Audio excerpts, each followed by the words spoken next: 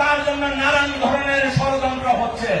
আমি স্পষ্ট ভাষায় ধামরাই থেকে বলতে চাই, বাংলাদেশের কোথায় কি হবে আমি জানি না, তবে ধামরাইতে কোনো অপশক্তির রাজনীতি কোনোভাবেই চলতে দেওয়া হবে, কোনোভাবেই চলতে দেওয়া হবে না।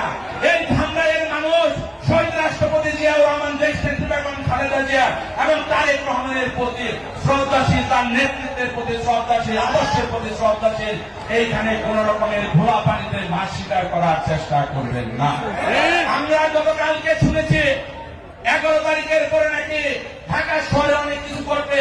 আমি আপনাদেরকে বলতে চাই, আপনাদের কি দীর্ঘ 17.5 বছর আমরা পেয়েছি, আপনাদের